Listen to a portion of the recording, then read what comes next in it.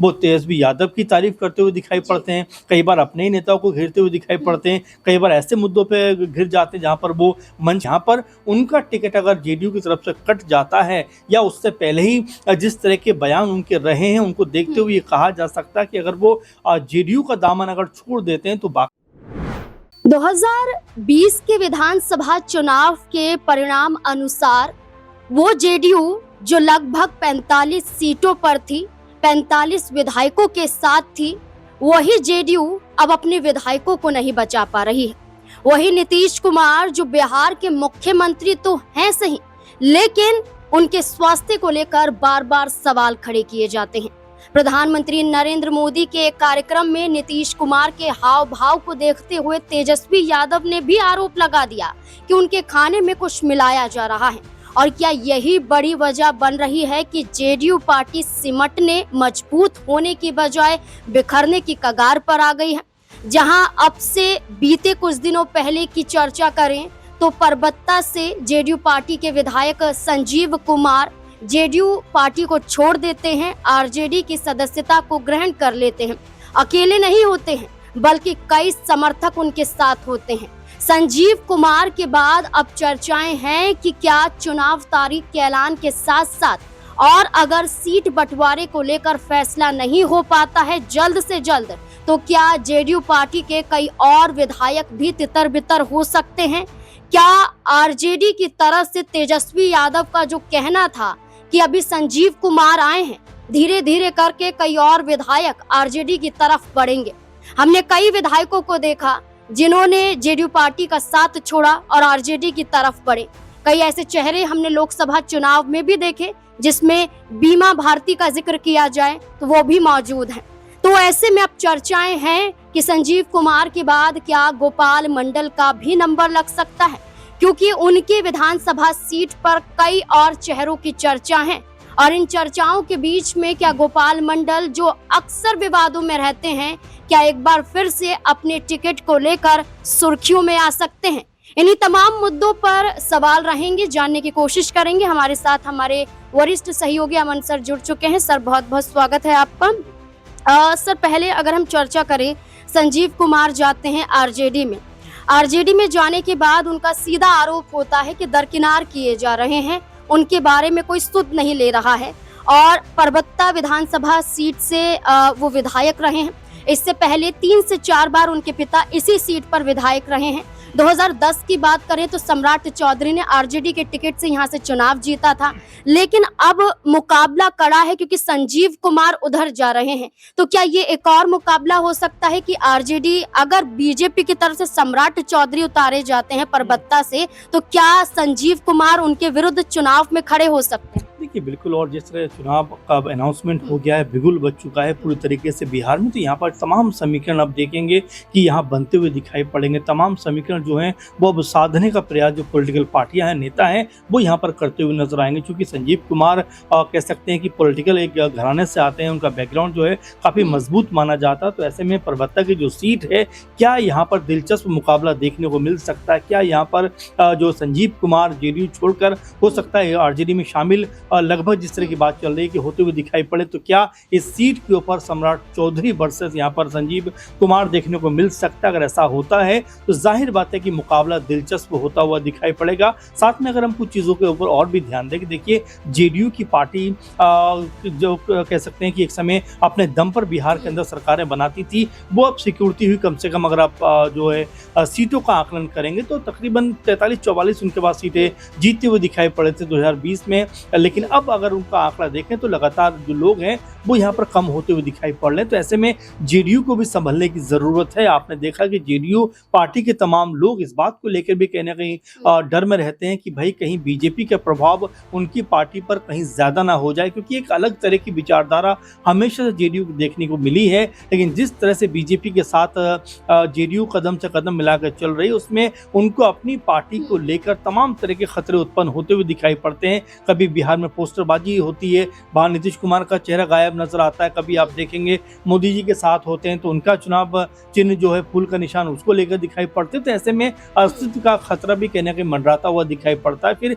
कई पॉलिटिकल नेता ये बयानबाजी भी करते हैं कि भाई जेडीयू को लेकर जिस तरह बीजेपी रणनीति बना रही है, तो ऐसा ना हो कि जो जेडीयू है ये दो हिस्सों में बंटती हुई दिखाई पड़ जाए। ललन सिंह को लेकर भी इशारा लोग करते हुए दिखाई पड़ते हैं। तो ऐसे में आप ये मानकर चले कि चुनाव से पहले हो सकता है जेडीयू केमे के अंदर कोई बड़ा फेरबदल या कोई बड़ी उठापटक यहाँ पर होती हुई दिखाई पड़े, क्योंकि कई चेहरे ऐसे हैं जो बागी सुर दिखाते हुए दिखाई पड़ रहे हैं। सर, एक दिन पहले ही यहाँ मुजफ्फरपुर की बात करें तो जेडीयू पार्टी के ही विधायक हैं अशोक चौधरी, उनके पोस्टर लगे तो उसमें उन्हें गायब दिखाई दिया गया कि 5 साल आप कहाँ गायब थी। अब नीतीश कुमार खुद यहाँ पर आ रहे हैं और तमाम तरीके से ऐसे आरोप लगे। इसी बीच में देखा जाए तो गोपाल मंडल अक्सर सुर्खियों में रहते हैं। लोकसभा चुनाव के बीच में देखा जाए तो भागलपुर से टिकट लेने के लिए नीतीश कुमार के आगे गिड़गिड़ाते हुए दिखाई दिए। उनका कहना था कि उनकी टिकट उनकी जेब में है। जब यहाँ पर अजय मंडल को टिकट दे दिया जाता है तो कहते हैं टिकट चोरी हो जाता है। इसके बाद अपनी ही पार्टी के सांसद अजय मंडल के खिलाफ भ्रष्टाचार के आरोप लगाते हैं, कई संगीन आरोप लगाते हैं, बल्कि अजय मंडल उनके खिलाफ भी मुकदमा दर्ज करवा देते हैं। लेकिन अब यही चर्चा है कि जो विवादों में रहे, अपनी पार्टी को घेरते रहे, वही गोपाल मंडल का क्या टिकट कटने वाला है, और क्या इसकी जगह अगर ऐसा होता है तो गोपाल मंडल क्या करेंगे। इससे पहले आपको बता दें कि 2 नामों की चर्चा है। जेडीयू के जिला अध्यक्ष हैं वीरेंद्र सिंह कुशवाहा, ये लगातार वहां से जुड़े हुए हैं और इनकी चर्चा है कि चुनाव में उतर सकते हैं। साथ ही साथ जेडीयू की महिला प्रकोष्ठ की प्रदेश महासचिव अपर्णा कुमारी हैं, ये भी गोपालपुर में सक्रिय दिखाई दे रही हैं। तो ऐसा माना जा रहा है कि जो विवादों में है, क्या उन्हें मौका जेडीयू देगी, क्योंकि 4 बार उन्होंने विधानसभा का चुनाव जीता है। क्या लगता है? देखिए बिल्कुल, और जेडीयू के लिए मुश्किल बात यही है कि भाई सीटों का समन्वय कैसे बनाया जाए, कैसे बैठाया जाए। और एक सीट के ऊपर जब कई के नाम निकलकर सामने आ जाते हैं तो जाहिर बात है उन नामों में चयन करना मुश्किल हो जाता है, और जिस नाम पे अगर मोहर लगती है तो बाकी लोग नाराज होते हुए दिखाई पड़ते हैं। खैर, लेकिन आप जिक्र कर रहे हैं गोपाल मंडल का, अगर उनकी बातों पे हम जाएं तो इससे पहले भी उनके तमाम सारे बयान ऐसे निकल कर सामने आए जिससे साफ तौर पर लगा कि वो जेडीयू से, और खासकर जो जेडीयू के कई बड़े नेता हैं, उनसे बहुत ज्यादा एग्री नहीं करते हैं। आपने देखा कि वो तेजस्वी यादव की तारीफ करते हुए दिखाई पड़ते हैं, कई बार अपने ही नेताओं को घेरते हुए दिखाई पड़ते हैं, कई बार ऐसे मुद्दों पे घिर जाते हैं जहां पर वो मंच के ऊपर कुछ अभद्र भाषा का प्रयोग करते हुए दिखाई पड़ते हैं। तो ये गोपाल मंडल है जो अपने भाषा को लेकर, अपने कह सकते हैं कि अपनी राजनीति को लेकर हमेशा जो चर्चाओं में रहते हैं, और साथ में ये भी दिखाने की कोशिश करते हैं कि भाई जो भागलपुर सीट है उसके ऊपर उनका बड़ा दबदबा है। आपको याद होगा कि जब सीट पे यानी लोकसभा चुनावों के दौरान जब इस सीट के ऊपर प्रत्याशी तलाशा जा रहा था, उस समय भी गोपाल मंडल कह रहे थे कि टिकट तो मेरी जेब में है और मुझे कोई नहीं रोक सकता। तो ये गोपाल मंडल हमेशा से अपनी बयानबाजी के लिए जाने जाते हैं। लेकिन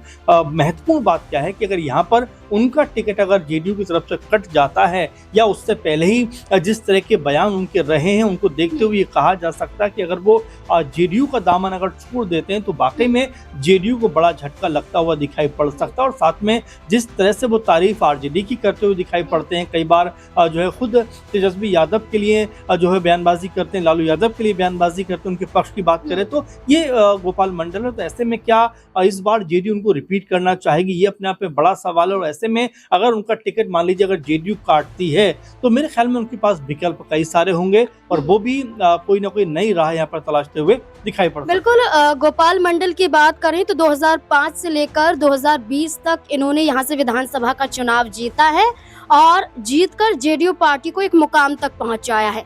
लेकिन सिर्फ जीत ही यहाँ पर साबित नहीं करती, बल्कि उनके बयान, उनके हाव भाव भी साबित करते हैं। लालू प्रसाद यादव के जन्मदिन के मौके पर भीमराव अंबेडकर की तस्वीर को लेकर विवाद खड़ा हुआ था, तब यही गोपाल मंडल थे जब लालू प्रसाद यादव का समर्थन करते हुए नजर आए। तो उनका सीधे तौर पर कहना था कि हरिजनों और महादलितों के बीच में अपने बाल कटवाते थे लालू प्रसाद यादव, वो पिछड़े वर्गों के लिए काम करते थे वो ऐसा कोई भी कार्य नहीं कर सकते हैं, ये दिखाया जा रहा है सोशल मीडिया पर बस। इसके अलावा देखा जाए तो जहां गोपाल मंडल एक विधायक होने के नाते अपनी सीट को लेकर कहीं ना कहीं फंसे हुए हैं, जहां विधायक जेडीयू पार्टी का साथ छोड़ रहे हैं, वहीं एक और चेहरा नजर आता है। वो चेहरा होता है नीतीश कुमार के बेटे निशांत कुमार का। उनका क्या होगा, क्योंकि लगातार बिहार में चर्चा थी कि निशांत कुमार चुनाव में उतरने चाहिए, उत्तराधिकारी बनने चाहिए, जेडीयू की कमान संभालनी चाहिए, नीतीश कुमार अस्वस्थ हैं, तमाम ऐसी चर्चाएं की गई थी। लेकिन ये सवाल बनता है कि अब तो ऐलान तारीखों का हो गया है, क्या निशांत कुमार उतरेंगे या फिर नहीं। सर, यहाँ पर एक और बड़ी बातें कही जा रही हैं कि निशांत कुमार की एंट्री बैन करने को लेकर चर्चाएं, क्योंकि बीजेपी नहीं चाहती कि इस बार परिवारवाद को बढ़ावा दिया जाए। तो ऐसे में क्या लगता है कि नीतीश कुमार के लिए भी ये चुनौती है कि अपने बेटे को उतारे, तो कैसे उतारे? देखिए, मुझे ऐसा लगता है कि बीजेपी को पहले खुद के ऊपर भी अंकुश करना पड़ेगा। सम्राट चौधरी जो इतना बड़ा फेस कहने के बीजेपी की तरफ से नजर आते हैं और बीजेपी बनाने का प्रयास कर रही है, वो खुद परिवारवाद का सबसे बड़ा एग्जाम्पल नजर आते हैं। चिराग पासवान की बात आप कर सकते हैं, मांझी की बात कर सकते हैं। तो ऐसे में जेडीयू को मना करना मेरे ख्याल से बीजेपी के बस की बात नहीं है। बीजेपी इस पर खामोशी रहेगी। अब दूसरी महत्वपूर्ण बात यह है कि क्या निशांत जो है चुनाव में यहाँ पर उतरते हुए दिखाई पड़ेंगे, क्योंकि जिस तरह की हवा एक बनाई जा रही थी, जिस तरह की चर्चा लगातार चल रही थी और जिस तरह से कई जगह पर ऐसा देखा गया जहां पर नारेबाजी जो थी वो निशांत के पक्ष में कही जा रही थी कि बिहार का भविष्य कैसा हो, निशांत जैसा हो, इस तरह की बातें कही जा रही थी। तो ऐसे में क्या अब जब तारीखों का ऐलान हो गया है, अब जब पूरी तरीके से पॉलिटिकल तौर पे रण जो है वो सस्ता हुआ नजर आ रहा है राजनीति के मैदान का, तो क्या निशांत की एंट्री यहाँ पर होती हुई दिखाई पड़ेगी? जो अब तक लगभग 50 साल की उनकी उम्र है, अब तक वो राजनीति से अलग रहे, तो क्या अब वो राजनीति में उतरते हुए दिखाई पड़े? क्योंकि कई लोग ये भी कह रहे हैं कि भाई देखिए, उनके पिता की एक उम्र हो गई है, तो ऐसे में पिता की कमान संभालने के लिए बेटे को तुरंत तैयार हो जाना चाहिए। आपने देखा कि जिस तरह से रामविलास पासवान ने अपने रहते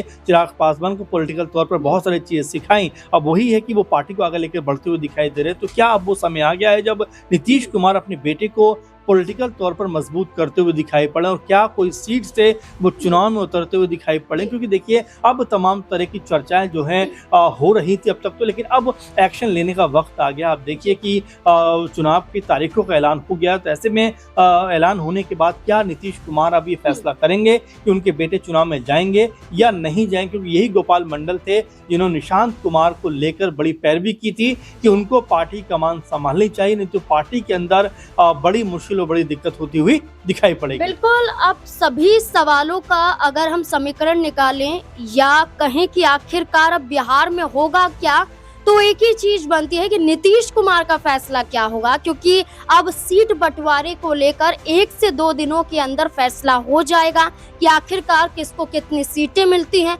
उस आधार पर उम्मीदवार उतारने को लेकर भी पार्टियां तैयार हो जाएंगी। अब नीतीश कुमार अपने आप को बचा पाते हैं, अपनी पार्टी को बचा पाते हैं, अपने बेटे को बचा पाते हैं या फिर नहीं, या फिर भारतीय जनता पार्टी को लेकर जैसा तेजस्वी यादव का कहना है कि जेडीयू पर हावी है और बीजेपी जेडीयू को चला रही है, तो क्या ऐसा ही है? तो क्या नीतीश कुमार का हटना इस बार मुख्यमंत्री कुर्सी से तय माना जाए? क्योंकि खुद तेजस्वी यादव ने कहा है कि थका हुआ मुख्यमंत्री हमें नहीं चाहिए। अब देखना होगा कि आखिरकार क्या होगा बिहार में। आपको क्या लगता है? अपनी राय कमेंट सेक्शन में जरूर दें। धन्यवाद।